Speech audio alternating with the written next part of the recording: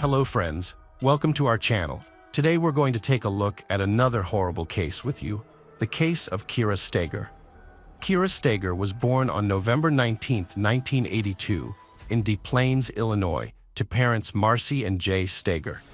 They remembered her as a vibrant, dedicated, and kind-hearted person.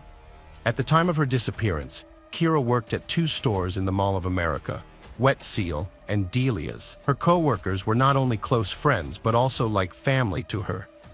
Kira had a remarkable ability to recognize people's hidden strengths and had a promising future ahead of her. However, her life took a tragic turn when she mysteriously vanished on February 21, 2013. On the day she disappeared, Kira had a shift at work and was looking forward to a dinner date with her husband, Jeffrey Travino, at a nice restaurant after her shift ended. Kira and Jeffrey had met 3 years prior and quickly fell in love, eventually getting married. To those around them, they appeared to be a happy and stable couple, with only occasional disagreements that they kept private. Neither their relatives, friends, nor co-workers were aware of any significant issues in their relationship. On Saturday, February 23rd, Kira's co-workers became concerned when she failed to show up to work. She was known for being punctual, strict, and adhering to her schedule. When they couldn't reach Kira, they called her husband Jeffrey. According to Jeffrey, Kira had left their house the previous morning and hadn't returned. While this wasn't entirely unusual, as Kira would occasionally spend the night at a friend's or relative's house without warning, the severe snowstorm that day was a cause for concern. Jeffrey speculated that Kira's car might have gotten stuck and her phone battery could have died, leaving her unable to communicate.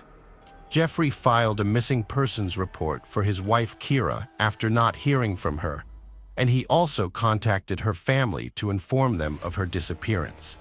Her family was shocked and deeply disturbed by the news. Upon receiving the report, detectives launched an investigation into Kira's disappearance. As is standard procedure, they began by questioning Jeffrey and searching the surrounding area. Detectives visited Jeffrey at his home to ask him about Kira's disappearance. He told them that on the previous Thursday, he and Kira had spent time together, having dinner, talking, bowling, and then leaving the mall. According to Jeffrey, they went straight home after that, where Kira planned to watch a movie. Jeffrey also reported that Kira left their house the following Friday morning around 8:30 a.m. to attend a mandatory work event. He stated that Kira was acting normally and didn't appear to be behaving strangely before she left.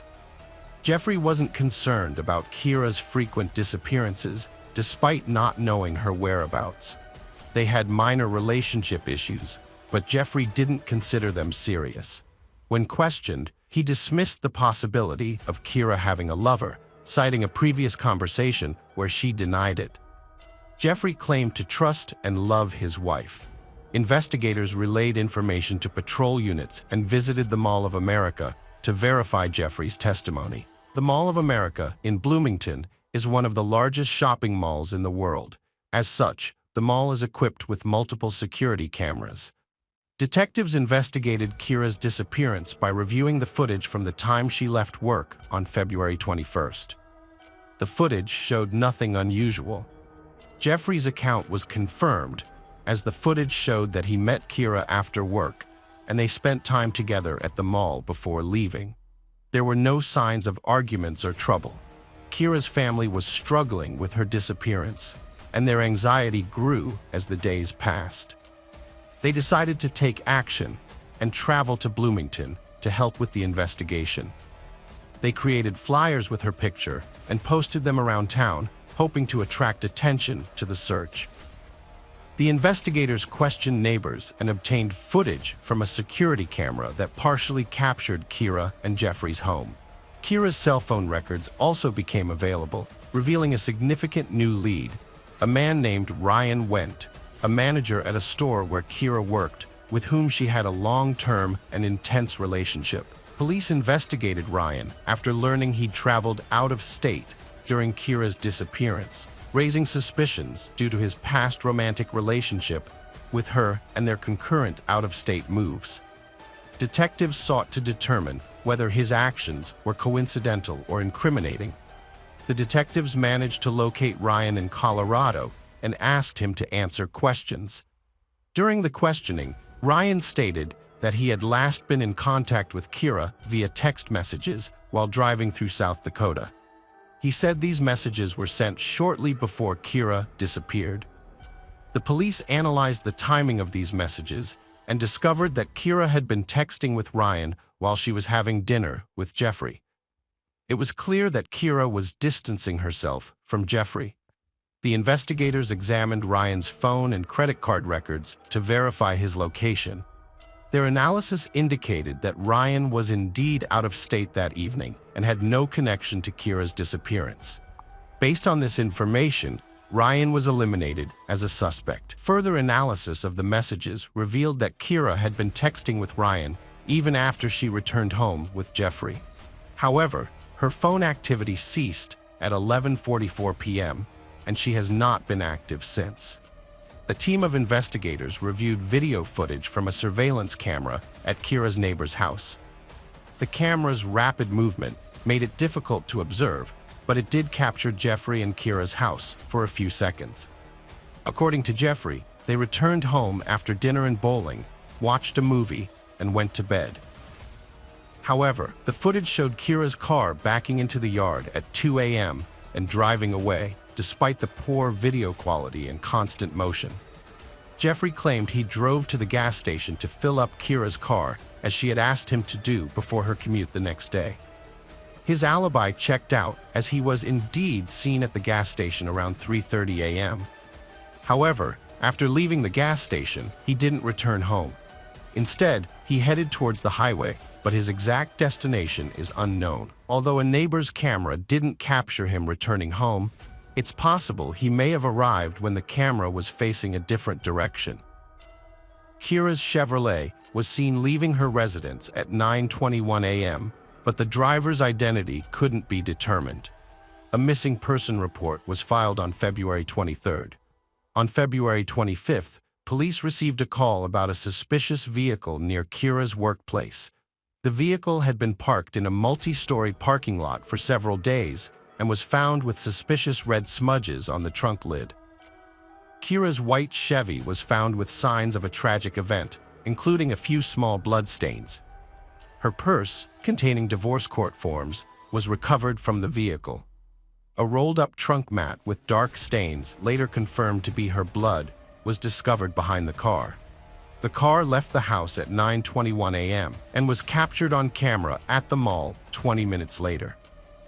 Unfortunately, there was no camera in the parking lot where the car was eventually found, but there was a camera that captured footage of the path leading to the car.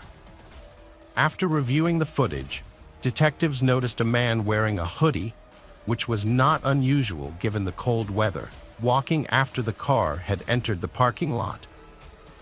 The man crossed the street and approached a taxi stand, where he had a brief conversation with a driver before getting into the car and driving off. The police were able to identify the taxi company and determine which car the man had ridden in by tracking the time of the interaction. Since the cabs were equipped with GPS tracking devices, the police were able to determine that the man ended his trip a block away from Kira and Jeffrey's house and paid for the ride in cash before getting out of the car. As the cab drove away from the neighborhood, it was caught on camera by the same surveillance camera that had partially captured Kira and Jeffrey's residence. 2 minutes later, a man wearing a hoodie with a distinctive white logo entered the camera's frame. Although the poor video quality made it hard to discern his face, investigators suspected that the man was likely Jeffrey, given that Kira was missing and the man with the hooded sweatshirt was seen entering Kira and Jeffrey's house. Law enforcement officers executed a search warrant and visited the house, finding numerous dark red stains in the bedroom, including nearly 100 on the mattress. After rearranging and cleaning the room, investigators used luminol to reveal additional stains on the carpet that were not visible to the naked eye. The stains, which originated in the bedroom, were confirmed to be Kira's blood. leading investigators to believe she was likely no longer alive. A search of Jeffrey's car found no blood or signs of a struggle, but a gas station receipt indicated a purchase was made with his card 1 hour and 40 minutes before Kira's car was abandoned. Detectives went to the gas station to review the security footage. The footage showed Jeffrey filling up his car and then going inside to withdraw cash from an ATM. This gave them a clear view of Jeffrey's face and revealed a logo on his jacket that matched the one seen on the man in the earlier footage. Based on this new evidence and the evidence found at the house, 39-year-old Jeffrey Travino was arrested. He was taken to the police station for questioning and became the main suspect. Jeffrey contacted his attorney during the interrogation and was advised to remain silent. The police had enough evidence to charge him, but needed to find Kira's body to prove his guilt. After months of searching by the police, Kira's family and volunteers, a suspicious bag was found by the side of the road at Keller Lake, near Travino's house, as the snow began to melt in late March. A bag containing a bloodied pillow, shirt, and bra was discovered, and forensic analysis revealed that the items had Kira's DNA on them. Although the search of the lake was hindered by the presence of ice, divers searched the water body, but unfortunately, no remains were found. The area around the lake was also thoroughly searched using 4 trained search dogs, but these efforts were unsuccessful. 2.5 months after Kira's disappearance, a disturbing call on May 8, 2013, led police to a body in the Mississippi River. Body was identified through dental records as Kira Steger, with severe blunt force trauma and a fractured index finger, making her exact cause of death impossible to determine due to decomposition. To uncover the truth, investigators worked to rebuild the sequence of events surrounding Kira's death. Their theory was as follows. When Kira and Jeffrey arrived home, he discovered that she was texting someone else, which made him suspicious. Kira refused to let him see the messages, leading Jeffrey to violently take her phone and break her finger in the process. Upon reading the romantic messages, Jeffrey's anger intensified, ultimately driving him to kill Kira. After committing the crime, he attempted to erase any evidence of his wrongdoing. Jeffrey used Kira's car to transport her body to a house, where he put it in the trunk. He then stopped at a gas station before driving to a river, where he disposed of the body.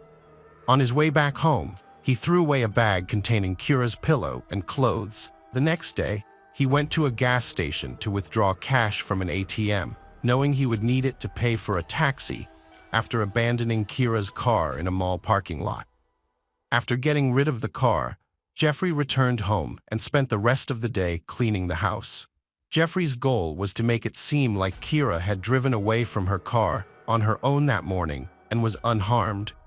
However, surveillance footage foiled his plan. In October 2013, a jury found Jeffrey Travino guilty, agreeing that his actions were not planned in advance, but rather the result of a heated argument that escalated into violence after he discovered Kira's infidelity.